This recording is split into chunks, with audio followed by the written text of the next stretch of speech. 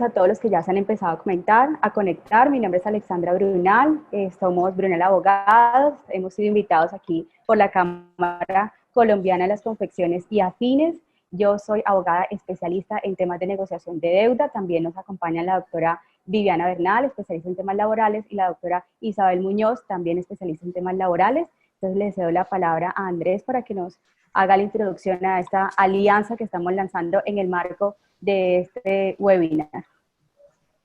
Muchas gracias, Alexandra, y gracias a Viviana y a Isabel por este espacio que nos empiezan a compartir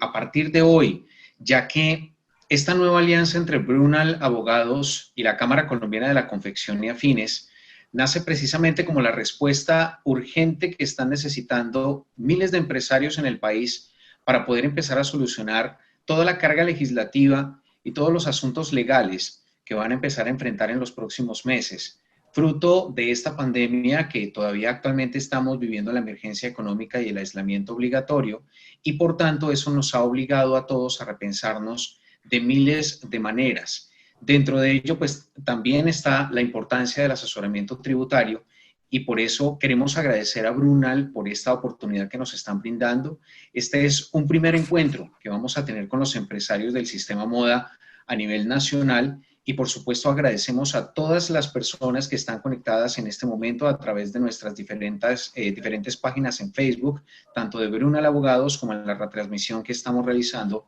a través de la página de la Cámara Colombiana de la Confección y Afines, y saludando a todos los empresarios asociados, afiliados, inscritos, y también a quienes están interesados en esta capacitación. Así que realmente esta es una presentación muy corta y un agradecimiento muy especial a las abogadas, a este bufete de abogados, quienes quedan en este momento a disposición de todos ustedes para que realicen las preguntas a través de nuestras diferentes redes sociales. Por supuesto, esta alianza se mantendrá en el tiempo. Estaremos trabajando y realizando varias presentaciones, pero les invitamos a todos también a que accedan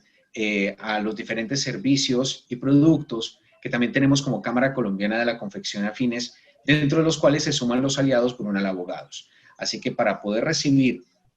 una asesoría con un excelente valor y que también, por supuesto, sea un valor agregado para todas nuestras empresas, les invitamos a que se comuniquen con la directora ejecutiva nacional al correo d.ejecutivo@ccconfeccion.com, o también al número telefónico o línea de WhatsApp 314-752-2208. Al final también nuestras asesoras, nuestro bufete de abogadas también les dejarán números de contacto y donde pueden comunicarse ustedes para que a través de esta nueva alianza corporativa también puedan disfrutar de estos beneficios y poder enfrentar, por supuesto, lo que se avecina en los próximos meses en materia legal, laboral y tributaria. Alexandra, Isabel, Viviana, muchas gracias. Quedan ustedes con el público. Un buen día. Bueno, Andrés, muy importante tu introducción, reiterar la invitación que te hacemos a todos los que nos están viendo desde las redes sociales o incluso desde Zoom, para que por favor nos dejen en el chat las preguntas, que vamos a hacer una breve introducción, y lo más importante aquí son las preguntas de ustedes, las dudas que ustedes tengan, porque para eso hemos abierto el espacio. Yo quiero comentar sobre lo que es mi tema, que es la negociación de deudas. Quisiera comenzar hablando un poco de lo que es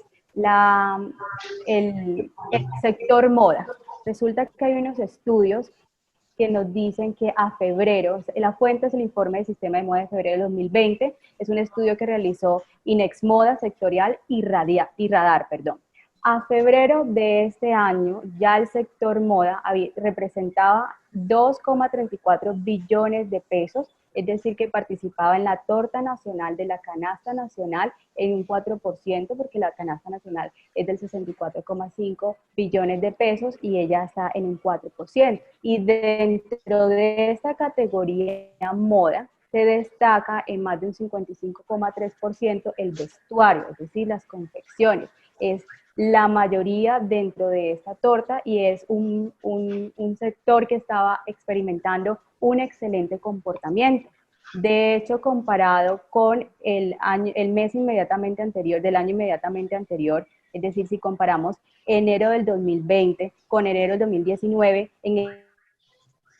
de producción de prendas de vestir, encontramos un incremento del 11%, en las ventas también un incremento del 0,4%, pero en ambos escenarios un incremento, es decir, que venía con un excelente comportamiento. Realmente estos estudios demostraban que año tras año la curva iba ascendiente para el sector moda y que incluso en este año se encontraba pues una variación de un 11%, una variación bastante significativa. Es una industria que está conformada por más de 70.000 empresas que están formales y que aportan el 9,6% al PIB nacional. Por eso es que es tan importante y por eso abrimos este espacio para las empresas que hacen parte de esta industria y que se encuentran pues agremiadas a través de la Cámara Colombiana de Confecciones y Afines, por lo representativo, tanto en su presencia en el tejido empresarial, más de 75.000 empresas, como en lo que le aportan al país en 9,6% del PIB. Entonces, haciendo esa breve introducción, quiero comentarles que atendiendo a lo que acabo de hablar, de cómo las empresas, no hay empresas sin trabajo y también las empresas necesitan el crédito, es decir, es una sinergia que tiene que existir, no hay uno sin el otro. Entonces, las empresas son las generadoras de las fuentes de empleo, son las generadoras de los ingresos del país. En Colombia el tejido empresarial está compuesto en más de un 90% por las pymes y estas empresas, pues a raíz del marco de lo que ha pasado del COVID, se han visto realmente afectadas. Hoy en la mañana estábamos en el lanzamiento del reglamento de Confecámaras, que es un reglamento que va a regular todo lo que tiene que ver con la recuperación empresarial, y el superintendente de las sociedades, de la superintendencia de sociedades, perdón, explicaba cómo en los escenarios que se esperan, en un escenario moderado, o en un escenario intermedio, o en un escenario que ya sería crítico, una pérdida o una insolvencia de empresas entre 2.700 a 5.000 empresas. Es demasiado daño para un tejido empresarial y esto va a depender, por supuesto, de cómo se desarrolle en los próximos días y los próximos meses, pero ya las estadísticas están y son estadísticas bastante preocupantes. Sobre ello tengo que decir que el gobierno ha puesto sobre la mesa todas sus fichas legislativas. Hoy en día contamos, en los últimos 3 meses ha sido maratónico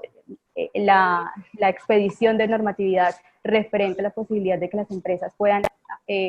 llegar a arreglos. Entonces contamos con el decreto 560, con el decreto y su decreto reglamentario, perdón, y el decreto 772, que busca entregarle al empresariado herramientas para que puedan negociar sus deudas,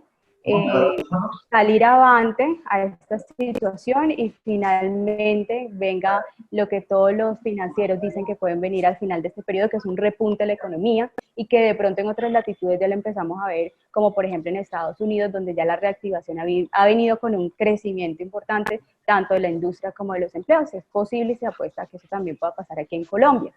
¿De qué trata esta normatividad?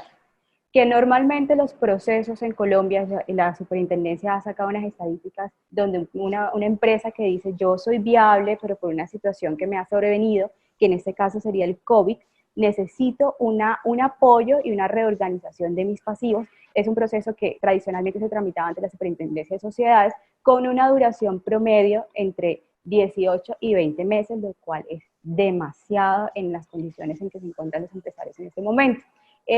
¿Qué hizo el legislador a través de estos decretos que menciono? Crear mecanismos extrajudiciales de negociación expedita. Uno se llama de negociación de emergencia y otro se llama recuperación empresarial, que se hace ante las cámaras de comercio.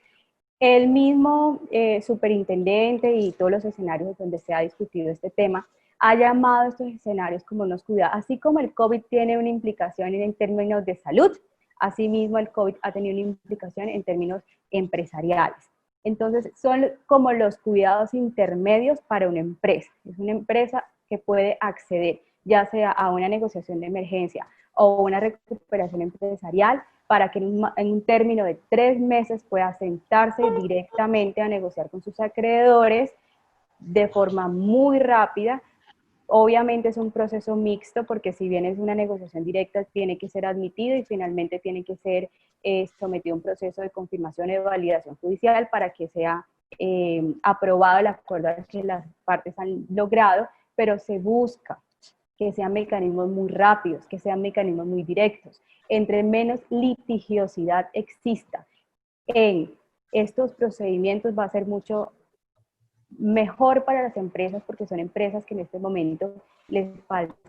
el oxígeno, no hay liquidez. Todos los especialistas han coincidido en decir que no es una crisis ni siquiera de insolvencia, porque son empresas viables, son empresas sobre todo en el sector en el que hoy nos ocupa, que es el de las confecciones, que venían muy bien, con unas proyecciones bastante positivas e interesantes. Pero viene una situación que es el COVID, y no es directamente el COVID, sino la orden del gobierno, del presidente, del aislamiento preventivo obligatorio, que pone a todos nosotros, a las personas en sus hogares, lo que nos hace, pues, es como una cadena, nos redujo el consumo y con ello muchas empresas se han visto afectadas, y estos mecanismos finalmente pueden lograr que se negocien rápidamente, se lleguen a unos acuerdos directos para que las empresas puedan salir adelante. También contamos con el decreto 772, un decreto legislativo que es muy importante, y ya para ir cerrando mi intervención y respetar el tiempo que se me ha asignado, es un decreto que crea estos mecanismos de reorganización abreviada o liquidación simplificada. Estamos hablando que esto no es una creación del legislador colombiano, esto ya ha sido creado y verificado y comprobado en otras partes del mundo. Consiste en que una empresa que está necesitando reorganizarse porque es una unidad que es viable, pero necesita reorganizar sus pasivos, o liquidarse porque definitivamente ya ni siquiera está en operación, ya cerró,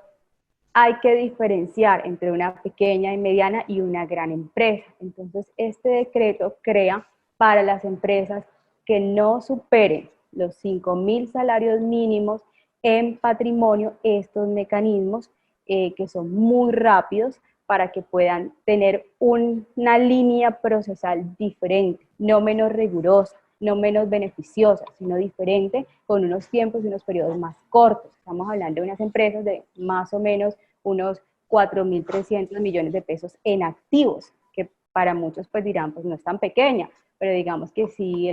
ha sido atinado por parte del legislador hacer esta distinción y sacar este proceso mucho más ligero para estas empresas que no superen los 5.000 salarios mínimos en activos, porque para ellas va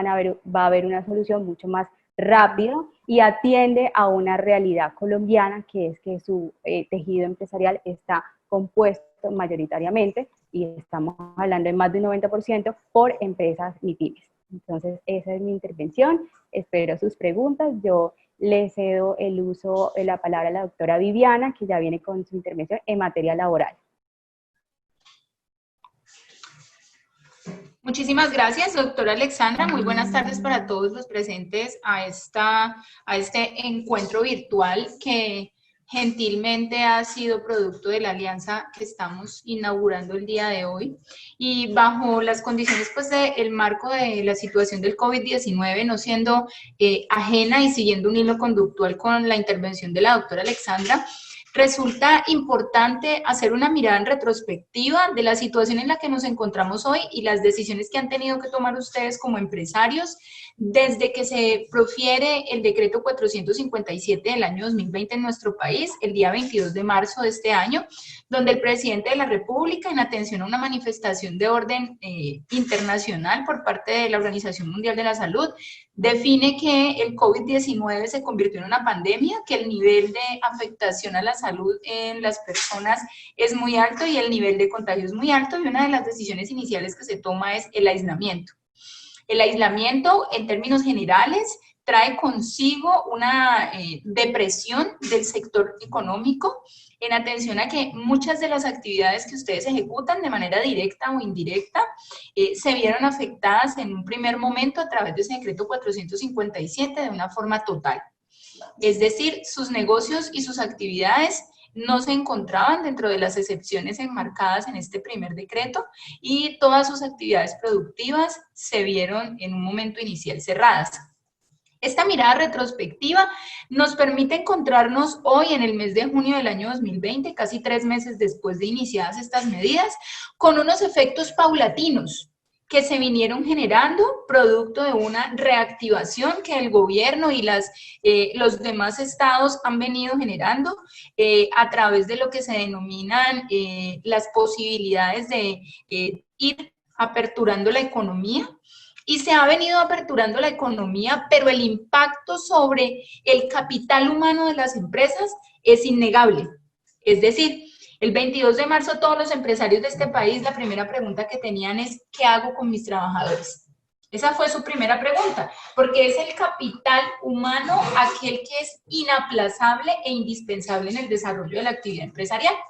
Y para ese momento empiezan un montón de incertidumbres y se toman algunas decisiones, unas acertadas y otras probablemente no tanto. Entre las decisiones que se tomaron por parte de los empresarios se encontraron en algunos casos las suspensiones del contrato de trabajo, suspensiones que podían verse enmarcadas dentro de un entorno de legalidad, cumpliendo con unos requisitos específicos establecidos en la ley, cumpliendo con las especificaciones del artículo 51 del Código Sustantivo del Trabajo, y con ello pues se generó un alivio económico para ese primer momento. Posteriormente, algunos otros empresarios, asesorados por sus abogados o simplemente producto de cualquier otro tipo de medio e información, tomaron decisiones como generar vacaciones a sus trabajadores ya cumplidas, generar vacaciones anticipadas para algunos otros, tomaron decisiones de vacaciones colectivas. Y cuando se toma esta decisión de las vacaciones, surgen muchas preguntas por parte del empresario y los trabajadores, y muchos trabajadores aún tienen el sinsabor de si esas vacaciones que me concedieron, respecto de las cuales yo no pude hacer ningún tipo de disfrute, porque yo no podía salir de la casa, yo no podía salir a ningún lado, no podía ejecutar ninguna actividad lúdica, deportiva, recreativa ni familiar, vienen a preguntarse en este momento, cuando la situación ya ha cambiado un poco, venga, esas vacaciones sí fueron legales, no lo fueron. El Estado vino generando sobre la marcha algunas normatividades que empezaron a resolver algunos cuestionamientos, pero que otros no se encuentran tan resueltos. Otros empezaron a preguntar, venga, ¿y qué pasa si el trabajador me renuncia y no se alcanza a cumplir el periodo para causar las vacaciones? ¿Se las puedo descontar? ¿No se las puedo descontar? Y son preguntas que se están haciendo en este momento porque ya nos encontramos en otra fase. Nos encontramos en la fase en la que la economía ya se reactivó. No estoy diciendo que los ingresos se estabilizaron, no estoy diciendo que las condiciones son exactamente iguales a antes del 22 de marzo, pero ya por lo menos pudimos aperturar negocios, pudimos empezar a desarrollar la industria, y eso nos pone hoy en un momento distinto porque algunas de las suspensiones que se habían tomado como decisión, ya esas decisiones no se han podido llevar a cabo o no se pueden mantener en el tiempo cumpliendo con esos requisitos de ley que la doctora Isabel les conversará en un rato respecto de las actuaciones que van a poder desplegarse y los mecanismos de defensa que se pueden ejecutar. Y finalmente viene también medidas definitivas, es decir, tengo que tomar decisiones de fondo, medidas no transitorias, porque el golpe a mi economía fue de tal envergadura que considero no tengo la capacidad económica de seguir solventando la nómina que tengo. Doctora, ¿puedo terminar el contrato de trabajo? El COVID-19 y el impacto económico que generó eso sobre mi negocio es una justa causa. Tengo que indemnizar al trabajador. Doctora, ¿qué hago con mis trabajadores en condición de invalidez? ¿Qué hago con la trabajadora embarazada? ¿Qué hago con el trabajador del fuero sindical? Y vienen todas estos otros nuevos cuestionamientos porque necesitamos tomar decisiones y algunas de esas decisiones tienen vocación de permanencia en el tiempo. No me encuentro económicamente solvente para asumir este gasto en este momento. Si me reactivo mi nómina completa, pero por el momento no puedo hacerlo, tengo que tomar decisiones, ¿puedo o no puedo? Esas son las nuevas inquietudes a las que nos enfrentamos en este momento, no sin dejar de lado que el Estado ha dado algunos mecanismos de protección y ayuda a los empresarios, ha empezado a dar auxilios de nómina, generó oportunidades en el pago a cuotas de la prima de servicios causada para el primer semestre del año 2020, generó el reconocimiento de un auxilio a los empresarios para sus trabajadores con salario mínimo en el reconocimiento y pago de la prima de servicios, y generó un impacto en la disminución de los aportes al sistema de seguridad social sin generar la pérdida de coberturas por parte de los trabajadores de salario mínimo en el sector de la salud, los riesgos laborales y finalmente en el tema de las pensiones de invalidez y sobrevivencia. Y además entonces nos encontramos ahora en ese último momento y es el momento de, doctora, pero ¿qué pasa si yo no quiero despedir la gente? Es decir, la plata no me alcanza, pero tampoco los quiero dejar sin trabajo. Entonces, también usamos figuras como, por ejemplo, la revisión del contrato de trabajo, una figura que nos permite modificar las condiciones iniciales del contrato, podemos variar las jornadas laborales, disminuir un poco el ingreso de cada trabajador, compartir jornadas de medio tiempo con trabajadores para evitar que las personas queden absolutamente cesantes. Y también tiene que cumplirse con unos requisitos para poder generar este tipo de situaciones. Y son todas estas opciones las que legalmente pueden generar un impacto favorable en el cumplimiento del empresario, en mantener su objeto social, porque como bien lo decía la doctora Alexandra, el objetivo del Estado a toda costa debe ser un objetivo muy ecuánime. Necesitamos proteger al empresario porque el empresario genera trabajo. Pero no le podemos permitir al empresario que la falta de ingresos lo lleve al desconocimiento absoluto de las garantías mínimas que propenden por la dignidad humana del trabajador, que es una persona que tiene un entorno familiar, que tiene unas obligaciones. Y todos estos impactos el Estado ha venido regulándolos, ha venido generando la menor posibilidad de crear conflictos en el desarrollo de la resolución de esta situación, para tratar de que mantengamos y sobrevivamos todos a esta contingencia que no es ajena al resto del mundo. Y bajo esas condiciones es que se han venido gestando el desarrollo de la situación en materia de derecho al trabajo y las decisiones que los empleadores han tenido que tomar. En la Administración de Justicia se encuentra en este momento cerrada, no hay oficina de reparto funcionando, ya la doctora Isabel les explicará un poco de eso. El Ministerio de Trabajo tiene una actividad menguada en cuanto a la recepción de las quejas, no se están desarrollando audiencias de conciliación en este momento de manera virtual. Entonces, los canales de acceso para los trabajadores que han visto la vulneración de sus derechos y que no se les ha cumplido las garantías durante este tiempo, pues hasta ahora se han visto un poco disminuidos y eso puede ser que tenga un impacto sobre no haber recibido algunas reclamaciones cuando se han cometido algunos errores, porque no quisiera pensar que ningún tipo de acto se ha hecho desprovisto de la buena fe, pero sí se han cometido algunos errores probablemente por no tener una asesoría adecuada o por simplemente querer asumir riesgos, y lo comprendemos en atención a las condiciones de necesidad. Pero probablemente esto vaya a generar algunos reclamos de índole administrativa, de índole judicial, lo que no quiere decir que por el hecho de que se genere un reclamo, el empresario no tenga defensa. Y todos los argumentos que se hayan usado, el cumplimiento del debido proceso y de las garantías específicas en la ley, también servirán para generar una defensa frente al empresario y no hacer más aguda su situación hacia el futuro.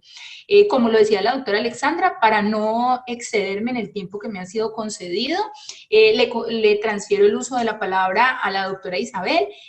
para que ella culmine con la intervención que tenemos propuesta para ustedes el día de hoy. Gracias, doctora Viviana. Buenas tardes para todos. Bueno, como lo manifestó la doctora Viviana, como lo pudo exponer, esa situación del COVID-19 trajo para los empresarios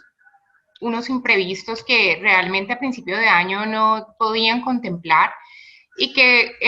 con esta situación pues lo que generó fue que se tomaran decisiones temporales o decisiones radicales.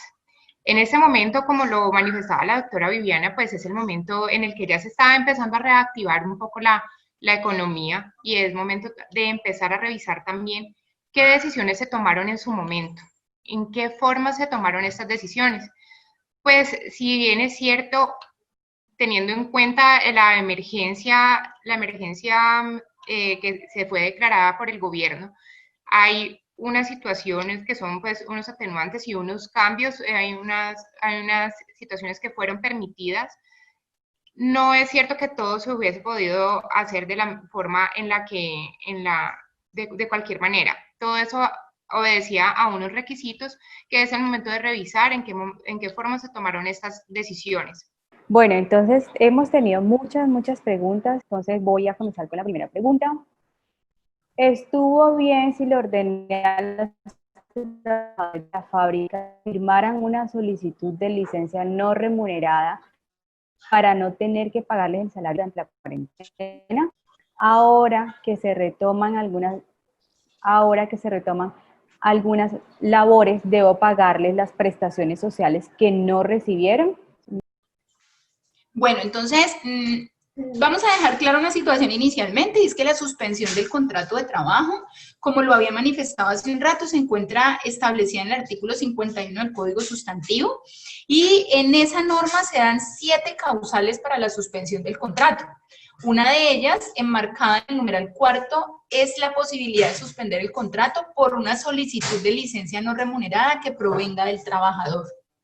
¿Esto qué quiere decir? Que la ley indica que para poder suspender un contrato de trabajo a través de la causal de licencia no remunerada, debe necesariamente contarse con la voluntad del trabajador para que ella sea válida. Si no se hace uso efectivo de la voluntad del trabajador y esa solicitud de licencia no remunerada provino por parte del empleador de una forma impositiva, y no contando con la autorización y aquiescencia del trabajador, probablemente este trabajador tenga posibilidades de solicitar el reconocimiento de los salarios durante ese periodo, porque la causal es absolutamente clara en indicar que esa solicitud de licencia no remunerada debe provenir de la intención del trabajador o de un común acuerdo entre las partes, si es que queremos llevarlo a un estado exponencial. Durante la suspensión del contrato de trabajo, el empleador, si se hace cumpliendo los requisitos de la ley, no está obligado a pagar salarios, debe efectuar el reconocimiento y pago de los aportes a la seguridad social en salud y pensión, no debe hacer aportes a ARL, no debe hacer pago de ARL, y finalmente indica el artículo 53 del Código Sustantivo de Trabajo que los efectos de la suspensión del contrato de trabajo van a impactar el tiempo de servicios para la liquidación de cesantías y vacaciones, no de la prima de servicios. O sea que al momento en que el trabajador se reincorpore, si ninguno de ellos presenta una reclamación administrativa o judicial respecto de la no legalidad de la suspensión del contrato que se realizó, pues entonces este trabajador se va a reactivar en la nómina inicialmente al momento en que lo reincorpores, y a partir de ese momento se reactivan los aportes al sistema de seguridad social de manera completa, y finalmente, al momento de liquidar la prima de servicios de este primer semestre, no podrás descontarle el tiempo que estuvo suspendido el contrato de trabajo para la liquidación de la prima, pero recuerda que sí puedes descontar ese tiempo para cesantías y vacaciones. Cada punto hay que tenerlo en cuenta porque fíjese que para unas cosas sí, para la prima no, entonces hay que saber cada prestación cómo se debe pagar en su momento. Aquí tenemos otra pregunta también laboral. ¿Qué sucede si envié a los trabajadores del área administrativa a vacaciones cuando inició la pandemia, pero igual les requerí trabajar desde la casa durante ese tiempo y ellos ahora me exigen que les vuelva a reconocer las vacaciones? Yo creo que este escenario fue algo muy común, ¿no? O sea, la reacción inicial es que van para la casa, pero de vacaciones, pero empiezan a trabajar las personas desde allá. Yo creo que aquí ya nos volvimos a conectar con la doctora Isabel, en este momento ya. Respondo a este cuestionamiento para no dejarlo pendiente, y si la doctora Isabel arranca de nuevo, le concedemos el uso de la palabra, ¿vale? Sí. Entonces, tenemos una pregunta y nos dicen, mire, mandé a los trabajadores del área administrativa a la casa, los mandé de vacaciones y lo que les liquidé fueron vacaciones y fue lo que les pagué. Pero resulta que yo lo que hice fue empezar a generarles requerimientos laborales. Tenemos que dejar claras algunas cosas que era lo que les hablaba cuando estaba haciendo mi intervención, y es que algunas decisiones se tomaron sobre la marcha. El Ministerio de Trabajo profiere una resolución en esa misma semana de marzo en la que estábamos hablando del tema, es la resolución 022, y en esa resolución 021 y 022 el Ministerio de Trabajo dice, manden a la gente a vacaciones, pero no dice más. El Código Sustantivo de Trabajo dice que para yo mandar a un trabajador a vacaciones tenía que hacerlo con 15 días de antelación, y vienen las dudas de la gente, si puedo o no puedo, mandémoslos. Posteriormente, el decreto 448 del 2020, que se produce en el marco de la emergencia, dice, le puede avisar hasta con un día de antelación que el trabajador se va a ir a vacaciones, pero lo que no cambió definitivamente es que trabajador en vacaciones es trabajador que no trabaja. Si estás en vacaciones, estás descansando y el empleador no tiene por qué hacer ningún tipo de requerimiento, porque si el trabajador está trabajando desde casa, pues entonces no está en vacaciones,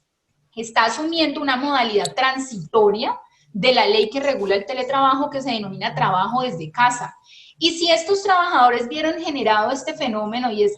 que los enviamos a vacaciones, pagamos vacaciones, pero trabajaron todo ese tiempo, en realidad estos trabajadores nunca gozaron del periodo de vacaciones. Distinto es que ahora vengan y me digan, yo no disfruté porque usted me mandó a la casa, no me puso a trabajar, pero yo no podía salir. Ese es otro tema. Pero lo que sí es cierto es que si te mandé a la casa, no te mandé a trabajar, porque si te mandé a trabajar, estás en trabajo desde casa. Perfecto. Bueno, alcancé a escuchar algunas de las preguntas que alcanzaron a hacer y hacía parte pues de la exposición que quería presentarles, pero básicamente pues el llamado es a revisar esas actuaciones que se realizaron en ese momento de incertidumbre, en ese momento de necesidad, en ese momento en el que pues había una premura por tomar una decisión, que también hubo un llamado a la solidaridad tanto de parte de los trabajadores como de parte de los empresarios. Sin embargo, como lo expuso la doctora Viviana, estas medidas, tanto transitorias como definitivas, tenían que tomarse en el marco de la reglamentación que estaba permitida pues para cada decisión. No era viable, como lo acabo de manifestar en la anterior pregunta, que la persona se fuera a vacaciones y las vacaciones no fueran concedidas al menos para un descanso. Está bien, entendemos que no se podía salir, no se podía tener tal vez el disfrute que el trabajador esperaría o que usualmente tiene. Es una persona que siempre pide sus vacaciones para viajar o para lo que disponga. Pero si las vacaciones tienen un fin que es el descanso. En ese sentido, si una persona estuvo trabajando, esa podría ser una contingencia para la empresa si tiene cómo demostrar que estuvo trabajando en ese tiempo en el que le fue liquidado como vacaciones. Igualmente, hay algunas medidas que se podían tomar siempre y cuando fueran a solicitud del trabajador o fuese de común acuerdo entre el empresario y el trabajador. Si estas medidas no fueron tomadas de esta forma, pues claramente son contingencias que se presentan para las empresas y que ahora que a partir del 1 de julio se retoma el tema de reparto de demandas. Esto es que los trabajadores van a poder acceder a la justicia laboral, podrían deberían presentarse demandas en contra de la empresa. Para que se presente una demanda en contra de la empresa, realmente se necesita que cumpla con unos requisitos de forma. Ya viene el tema de fondo, que es ver si va a ser viable o no va a ser viable. ¿Cómo sabemos si esta demanda va a ser viable o no va a ser viable? Pues revisando cómo fueron las decisiones que se tomaron, si estas decisiones se tomaron conforme a la ley, conforme a lo que estaba permitido por la emergencia que se estaba atravesando, o si por el desconocimiento, por la premura, por la contingencia de lo que sucedió, se cometieron errores que puedan dar lugar a que se presenten estas reclamaciones, tanto administrativas, que podrían ser ante el Ministerio del Trabajo, solicitar las inspecciones a las empresas para que ellas para que revisen cómo se tomaron estas decisiones, como las demandas que se pueden presentar, tanto para las decisiones que fueron temporales como para las decisiones que fueron definitivas, como las terminaciones de contrato. Si usted terminó su contrato sin justa causa, pero los indemnizó, bueno, si la persona no tenía un fuero, pues no hay inconveniente. El COVID no es una justa causa para dar por terminado el contrato de trabajo. Pero si la persona no tenía un fuero y usted no excedió del porcentaje máximo que puede una empresa con respecto a su número de empleados dar por terminados los contratos sin solicitar autorización e indemnizó debidamente, no va a tener problema. Pero si usted, por ejemplo, adujo que porque estaba cerrando, porque no tenía cómo pagar o porque su empresa no estaba produciendo, terminó el contrato, pues es un llamado para revisar esta decisión, o si usted le solicitó a su trabajador que pidiera una licencia no remunerada, una decisión que es netamente del trabajador o máximo de común acuerdo, o si usted tomó unas decisiones en cuanto al contrato de trabajo que requerían la revisión de ambas partes, porque el contrato de trabajo es consensuado, es un acuerdo de voluntades. Si usted no permitió que esto fuera un acuerdo de voluntades, sino que fuera decisiones unilaterales, pues es el momento de revisar qué se puede hacer. Se puede llegar a una conciliación con su trabajador o esperar a ver qué decisión toma su trabajador de acudir a la justicia. Ya se han especificado las formas en las que se va a acceder a la justicia y realmente pues habíamos estado limitados por el acceso, pero ahora ya con la virtualidad se va a permitir que las demandas a partir del 1 de julio se radiquen por vía correo electrónico. Esto va a hacer pues que este tema sea mucho más ágil y le va a permitir a estos trabajadores que estaban en desacuerdo que accedan a la justicia. Entonces, queríamos hacerles también esta invitación para revisar esas decisiones que se tomaron en su momento, para que verifiquen que si se cometió un error, mirar qué pueden hacer en este momento, si llegar a algún acuerdo con el trabajador o qué decisión pueden tomar al respecto, pues para que la situación sea menos gravosa más adelante para la empresa. Con esto creo que terminó mi intervención. Traté de redondear un poco como lo que hablamos, pero bueno, quedo atenta si hay alguna duda al respecto. Sí, doctora Isa, tenemos muchas preguntas y sobre todo laborales.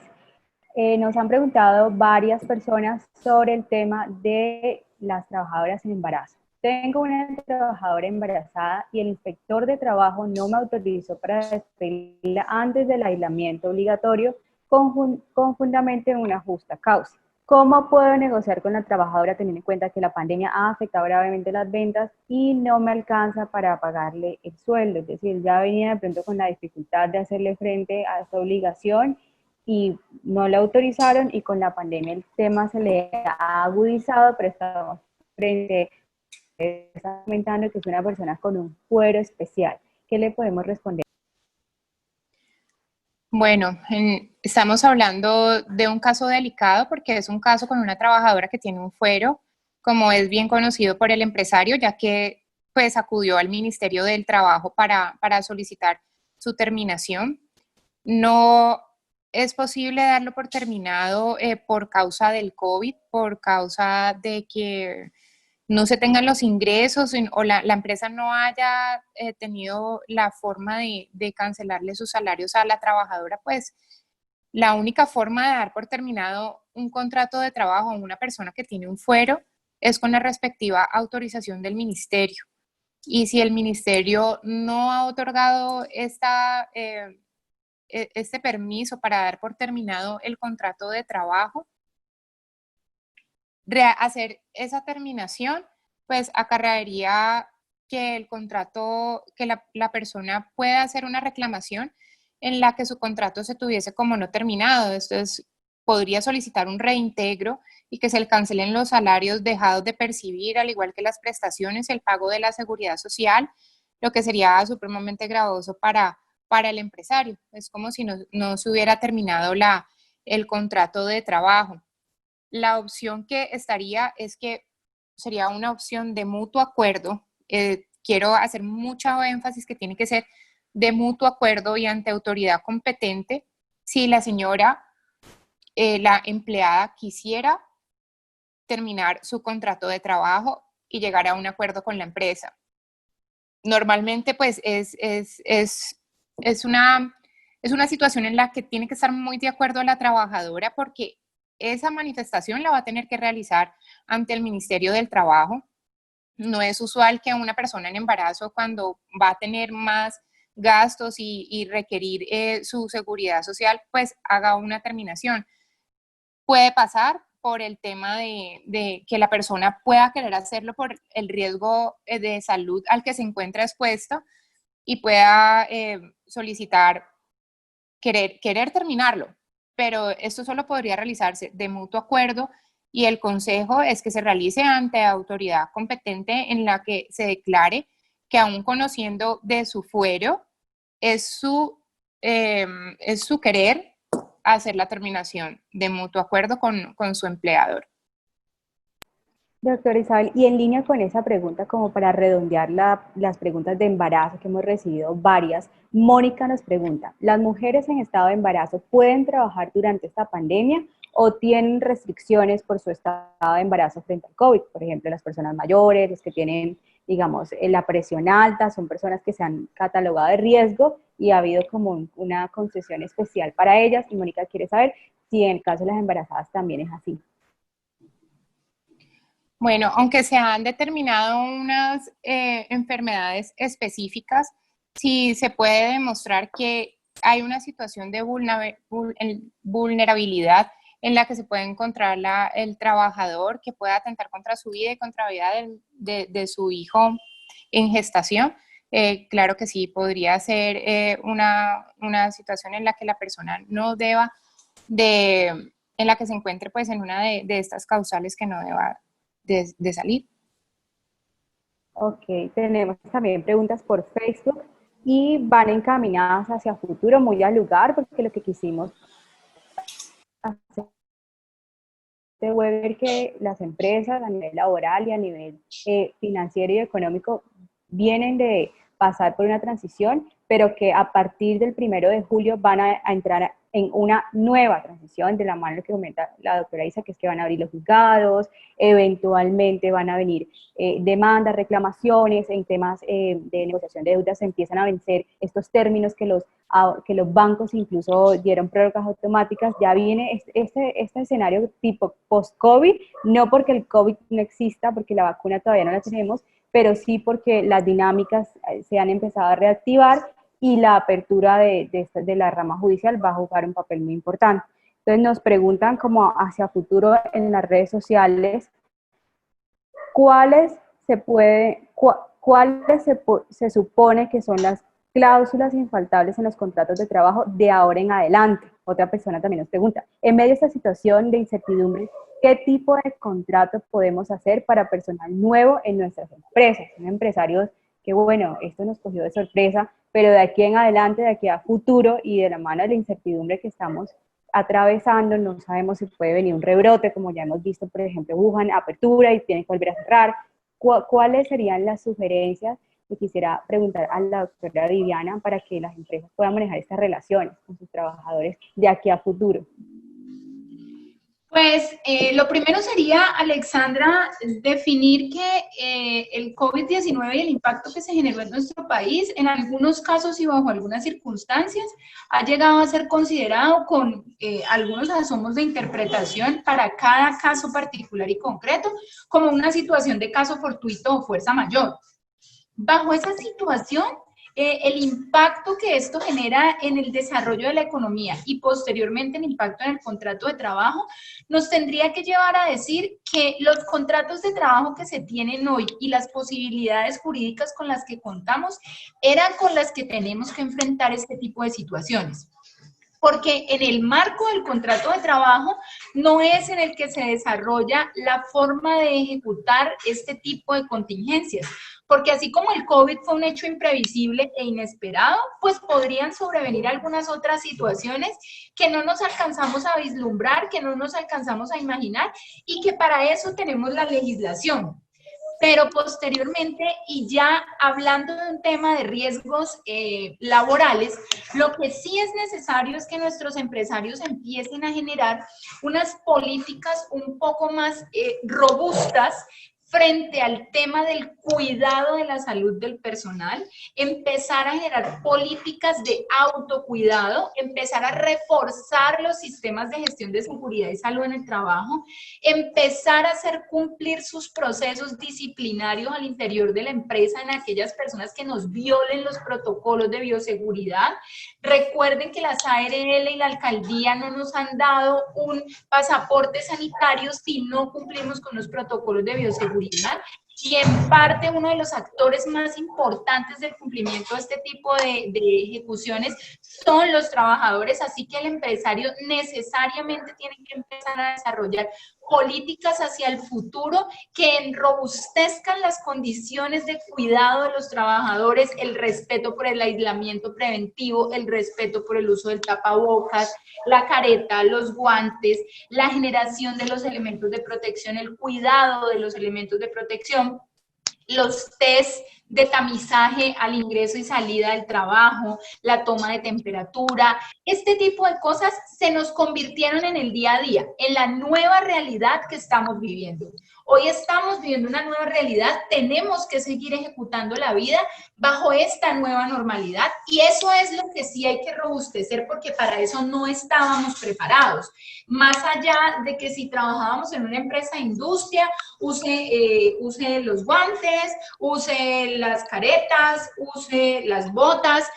Ya hoy es otra cosa, estamos en otro momento de la vida, las medidas de bioseguridad hacen parte de nuestros sistemas de gestión y en eso sí hay que enfocarse en generar unos cambios importantes, pero además en hacer cumplir esas medidas por parte de los trabajadores y generar los procesos, los debidos procesos sancionatorios a aquellos que las desatiendan porque el riesgo que se corre genera un impacto muy alto. El contagio propio del trabajador, el contagio proclive de sus compañeros de trabajo y un cierre sanitario de la empresa.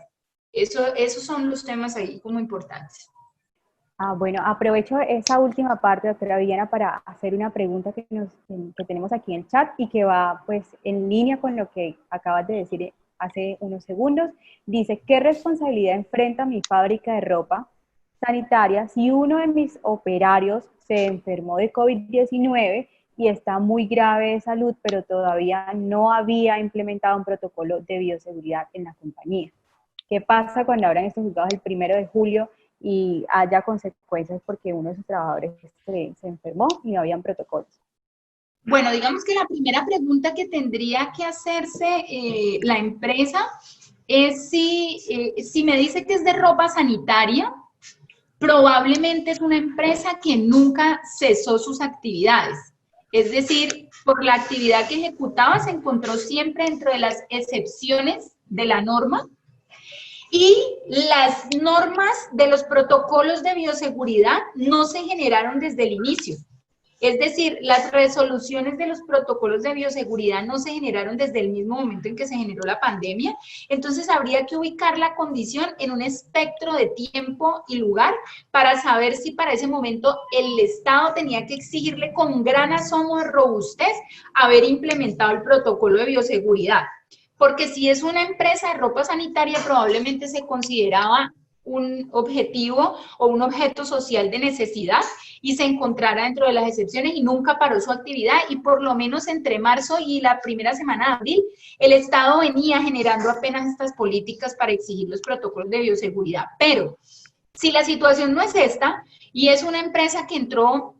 en actividades cuando ya se habían generado las exigencias por parte del gobierno de tener implementados los protocolos de bioseguridad para poder generar el desarrollo de la actividad o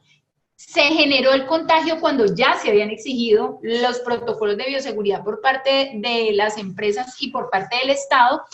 podríamos tener una primera situación que preguntarnos entonces y es si se generó algún otro contagio, es decir, si el trabajador fue el único brote epidemiológico dentro de la planta,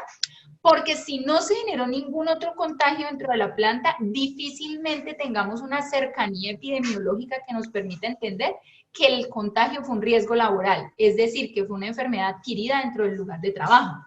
Si no hay elementos para demostrar que la enfermedad fue adquirida dentro del lugar de trabajo, podríamos decir que la responsabilidad empresarial es nimia. Es decir, una culpa patronal por las consecuencias que se generen producto de ese contagio, no la vería tan viable. Pero si no fue el único brote y si tenemos la capacidad de generar un contacto estrecho al interior de la empresa con otras personas que también resultaron contagiadas y no se contaba con el protocolo de bioseguridad y no se habían entregado los elementos de protección para evitar el contagio, la empresa sí podría verse inmersa en una acción judicial ordinaria reclamando una indemnización plena de perjuicios por las secuelas que genera el contagio de la enfermedad si se logra demostrar que fue una enfermedad de tipo laboral. Bueno, perfecto. Tenemos una pregunta de un espectador anónimo. Nos dice, ¿qué consecuencias negativas puede enfrentar mi fábrica de confecciones si no inicio rápido un proceso de negociación de deudas, pero ya me encuentro en cesación de pagos con varios de mis proveedores, bancos y trabajadores? Es un poco más de mi resorte. Si usted se encuentra en este momento, ya inició la cesación de pagos, es porque está atravesando un problema de liquidez, incluso pues duró bastante porque ya estamos a 3 meses de la pandemia, del inicio de las restricciones, y usted ya empezó con el incumplimiento. Las alternativas que da la ley en este momento, y hablamos al principio, depende del tamaño de que estamos hablando en sus activos, dentro de su contabilidad no superan más de los 5.000 salarios mínimos mensuales vigentes, podríamos estar en el escenario de la reorganización abreviada. Esto le va a permitir, una vez cumpla pues los requisitos de mora, que son 90 días, pues poder iniciar un proceso de reorganización. Mientras no se haya cumplido estos requisitos, porque la pregunta se desprende que usted empezó a incumplir, es decir, que posiblemente no tenga todavía los 90 días de mora en más del 10% de sus obligaciones, están lo que comentaba al principio, que ha sido llamado por la superintendencia a los cuidados intermedios. La posibilidad de usted negociar directamente con sus acreedores a través de un proceso de negociación de deudas, ya sea de negociación de emergencia, que es lo que en otras partes se conoce como el preconcurso, o ya sea de recuperación empresarial, que precisamente hoy a través del canal oficial de YouTube de la Superintendencia de Sociedades se hizo el lanzamiento de este reglamento, es decir, ya este procedimiento que no contaba con reglamento, a pesar de que el decreto ya salió hace más de un mes, ya está reglamentado y se puede adelantar ante las cámaras de comercio o directamente en la negociación de emergencia con sus acreedores. Usted menciona aquí que son bancos, proveedores, trabajadores. Es importante resaltar que estas negociaciones, dentro de las facilidades y las nuevas figuras que maneja, permite que usted pueda negociar por categorías, de tal forma que si usted tiene que negociar solamente con bancos, puede hacerlo; si tiene que negociar solamente con proveedores, puede hacerlo; o con trabajadores, puede hacerlo. En este caso menciona las tres, podrá a estas tres categorías citarlos a través de un proceso de negociación de emergencia, donde usted se sienta directamente con ellos, es corto, unos 3 meses, con la admisión, y quien lo admite, la Superintendencia de Sociedades, a pesar de que es una negociación directa entre las partes, sí cuenta con esa participación de las supersociedades en que ella lo admite, y así se abre este proceso y usted podrá negociar. Con la apertura se suspenden los procesos ejecutivos que estén en curso. Esto es importante porque el empresario pues podrá gozar de estos 3 meses para negociar, y negociar dentro de una tranquilidad que puede representar no tener procesos en curso andando porque se encuentran suspendidos, procesos que eventualmente pueden llegar a suspender cuentas, a embargar cuentas bancarias, a sustraer dineros, embargar bienes que son necesarios, de hecho más que nunca son necesarios para la empresa para su recuperación. Eso en cuanto a la pregunta que nos acaban de hacer. Nos quedan unos cuantos minutos. Quisiera entonces abarcar una última pregunta para hacerle entonces la palabra a Andrés para que él ya nos haga el cierre. Si no alcanzamos a responder todas sus inquietudes, porque han sido muchas, les agradecemos la participación tanto por las redes sociales como por Zoom.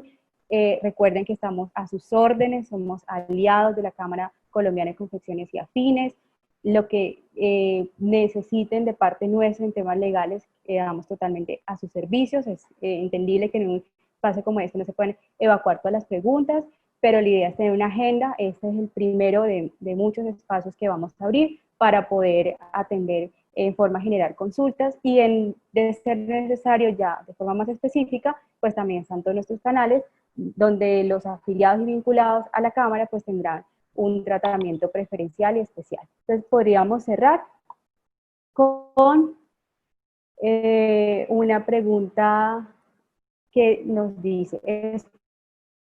posible que la propuesta sea exitosa si solo una de las categorías de acreedores quiere aceptar la propuesta de pago presentada? Por ejemplo, los bancos, o es obligatorio que la propuesta sea aceptada por todas las categorías de acreedores. De pronto este es un espectador que está un poco vinculado al tema, de pronto está ya considerando iniciar dentro de esos procesos. Si estamos dentro de la negociación de emergencias, que hay dos procesos, negociación de emergencia y recuperación empresarial. Si estamos dentro de la negociación de emergencia, aquí va a ser por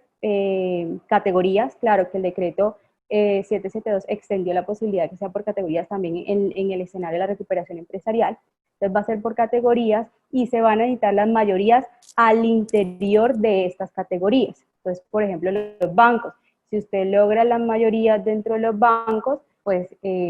ahí usted logrará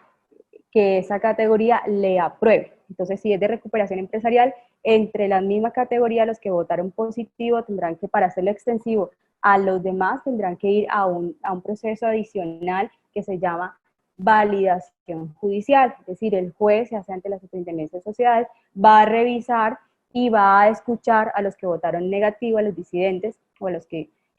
no asistieron, a los ausentes y disidentes, y ahí va a tomar la decisión si hace extensivo o no el acuerdo a toda la categoría, y si no es así, pues frente a los que sí firmaron y votaron positivo, el acuerdo tendrá vigencia. Y lo mismo pasa en la recuperación empresarial, según los que, donde se logre la mayoría, ahí tendrá vigencia, pero si se quiere hacer extensivo, ya tendría que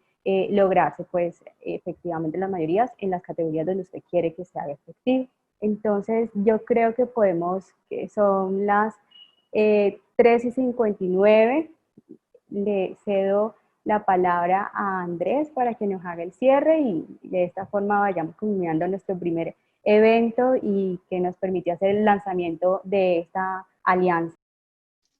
Alexandra, muchas gracias a la doctora Viviana y también a la doctora Isabel, muy amables por este espacio, muy puntual, muy preciso, que trata de abordar los diferentes temas que se van a empezar a tocar en las diferentes empresas prácticamente en el inmediato plazo. Por eso nos parecía muy importante que dentro del plus de aliados de la Cámara Colombiana también estén empresas dedicadas al asesoramiento legal. No solamente el ámbito comercial es únicamente importante, sino también saber afrontar aquellas dificultades laborales y de procesos de endeudamiento que nos llevan a pensar algo muy importante, que nos decían las abogadas hace un momento, y que es importante que se lleven ustedes como mensaje. Es un momento difícil, pero es un momento en donde el sector puede también demostrar nuevamente ser resiliente ante las dificultades. Por eso es importante buscar la asesoría y el acompañamiento necesarios